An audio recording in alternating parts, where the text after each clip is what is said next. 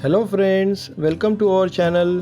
अगर आप हमारे चैनल पर नए हैं तो हमारे चैनल को सब्सक्राइब कीजिए और अगर आपको ये वीडियो अच्छी लगे तो इसे लाइक और शेयर भी ज़रूर कीजिएगा।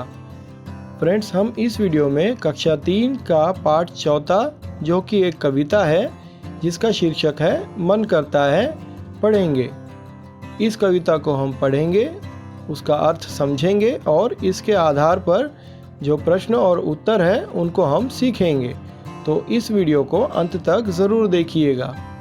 यह जो कविता है वह एक बच्चे की कल्पना पर आधारित है। इस बच्चे का मन क्या क्या बनने को और क्या क्या करने को करता है, यह इस कविता में बताया गया है। चलिए फ्रेंड्स, शुरू करते हैं।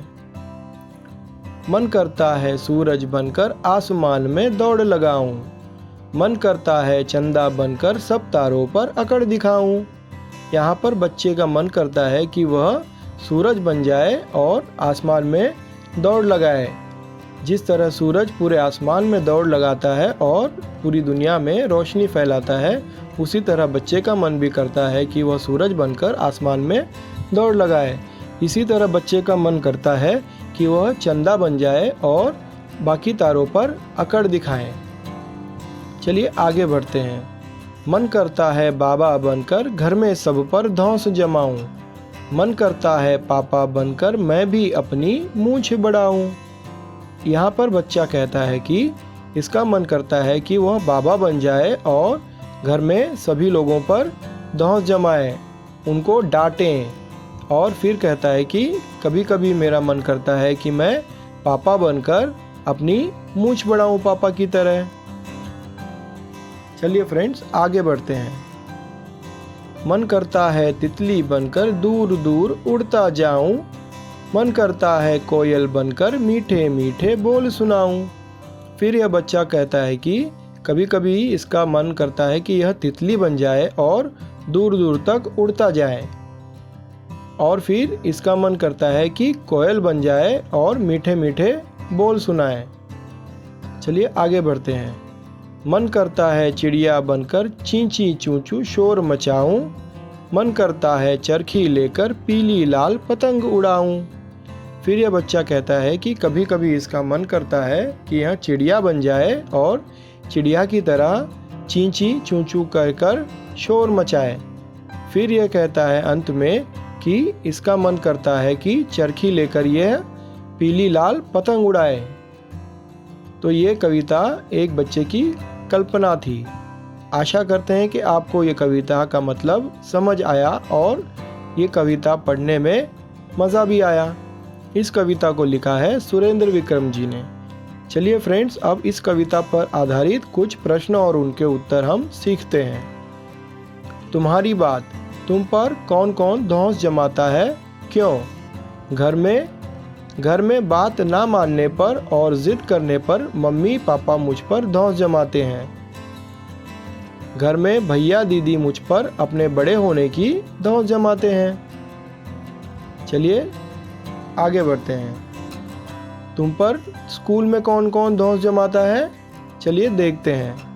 स्कूल में शरारत करने पर और होमवर्क ना करने पर टीचर हम पर धौंस जमाते हैं और स्कूल में मॉनिटर या हमारे सीनियर हम पर धौंस जमाते हैं। चलिए अगला प्रश्न देखते हैं। मन करता है चिड़िया बनकर चींची चूंचू शोर मचाऊं, तुम्हारा मन कब कब चिड़िया बन जाने को करता है? चलिए इस प्रश्न का उत्तर देखते हैं। जब मैं बहुत खुश होता हूँ तो मेरा मन चिड़िया बनकर आसमान में उड़ने को करता है। चलिए अगला प्रश्न देखते हैं। तुम्हारी बात, कौन किस पर अकड़ जमाता होगा? आसमान में चांद सब तारों पर अकड़ जमाता होगा। क्यों अकड़ जमाता होगा चांद सब तारों पर? क्योंकि चांद की रोशनी बाकी सारे तारों से अधिक होती है। जंगल में शेर सभी जानवरों पर अकड़ जमाता होगा। नदी में बड़ी मछलियाँ छोटी मछलियों पर या फिर मगरमच्छ बाकी मछलियों पर अकड़ जमाता होगा। चलिए अगला प्रश्न देखते हैं। खेल में कप्तान सभी खिलाड़ियों पर अकड़ जमाता होगा। स्कूल में हमारे सीनियर हम पर अकड़ जमाते हैं। रंगों में काला रंग बाकी रंगों पर अकड़ जमाता होगा। चलिए अगला प्रश्न देखते हैं। मूंछ। तुमने तरह तरह की मूंछें देखी होंगी। यहाँ तुम्हारे लिए एक मूंछ बनी है। कुछ मूंछें तुम भी बनाओ और सभी मूंछों को अपने मन से नाम दो। तो चलिए हम कुछ मूंछें देखते हैं। यह एक मूंछ का चित्र है जिसमें राजपूत की तरह की मूंछें दिखाई गई हैं, जिन्हें अंग्रेज़ी में हैंडलबार मुस्टैच भी कहते हैं। ये साइकिल के हैंडल की तरह दिखती है, इसलिए इन्हें हैंडलबार मूंछें कहते हैं। हमने कुछ और मूंछें यहाँ बनाई हैं। आप भी ऐसे ही मूंछें बनाओ और उन्हें लगाकर अपने मन से नाम दो। चलिए और कुछ मूंछें देखते हैं। यह मूंछ जो है इसे फू मंचू मुस्टैच कहते हैं। यह मूंछें 20वीं शताब्दी की शुरुआत में अंग्रेज़ी लेखक सैम रोमन के काल्पनिक पात्र फू मंचू से प्रचलित हुई और इसी नाम से जाने जाने लगी। कई फिल्मों में, सीरियल में और कॉमिक्स में यह मूंछें विलेन की मूंछों के रूप में बहुत प्रचलित रही। इन मूंछों को चीनी मूंछें भी कहा जाता है। कुछ और मूंछों के चित्र यहाँ पर दिखाए हुए हैं। Horse shoe, handlebar, walrus, imperial, English, फू मंचू। यह कुछ और प्रकार है मूंछों के। पेंसिल, चेवरॉन, डाली, मैक्सिकन, टूथब्रश, पेंचोविला। यह कुछ और मूंछ के प्रकार यहाँ पर दिखाए हुए हैं। आप इनमें से कोई भी मूंछ अपनी नोटबुक में ड्रॉ कर सकते हैं। चलिए अगला प्रश्न देखते हैं। पता करो, तुम्हारे घर और स्कूल में किसका क्या करने का मन करता है? लिखो और अपनी सूची अपने साथियों से मिलाकर देखो। चलिए देखते हैं। मेरे भैया का पायलट बनकर हवाई जहाज़ उड़ाने का मन करता है। मेरे मित्र या सहेली का टीचर बनकर बच्चों को पढ़ाने का मन करता है। मेरे मित्र या सहेली का चांद पर जाने का मन करता है। मेरे मित्र या सहेली का चिड़िया बनकर आसमान में उड़ने का मन करता है। चलिए अगला प्रश्न देखते हैं, जो कि एक एक्सरसाइज है। चलो पतंग बनाएं। पतंग बनाने के लिए हमें जो सामान चाहिए उसमें पतला कागज़, झाड़ू की तीलियाँ, गोंद, टेप और कैंची की आवश्यकता होगी। चलिए पतंग बनाने का तरीका देखते हैं। कागज़ को चौकोर काटो। उसमें गोंद या टेप से 2 तीलियाँ चिपका लो, जैसा चित्र में दिखाया गया है। फिर तीली के निचले हिस्से में पूंछ के लिए एक तिकोना टुकड़ा काटकर चिपका दो। पतंग तैयार है। चलिए अगला प्रश्न देखते हैं। सोचो और बताओ। सूरज आसमान में दौड़ क्यों लगाता होगा? सूरज आसमान में सारे संसार को प्रकाश देने के लिए दौड़ लगाता होगा। चलिए दूसरा प्रश्न देखते हैं। चिड़िया शोर क्यों मचाती होगी?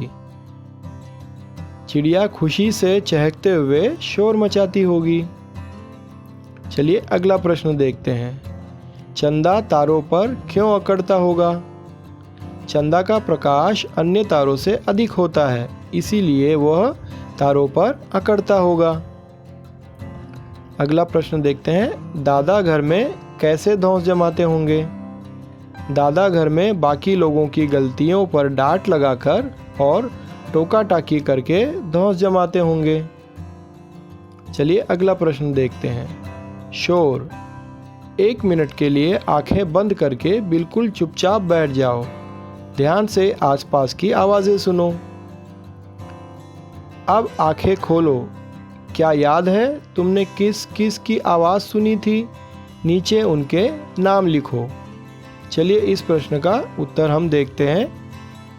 मैंने बस की, मोटरसाइकिल की, बाहर खेलते बच्चों की, टेलीविज़न की और हवाई जहाज़ की आवाज़ सुनी। चलिए इस पर आधारित अगला प्रश्न देखते हैं। इनमें से कौन कौन बहुत शोर मचा रहे थे?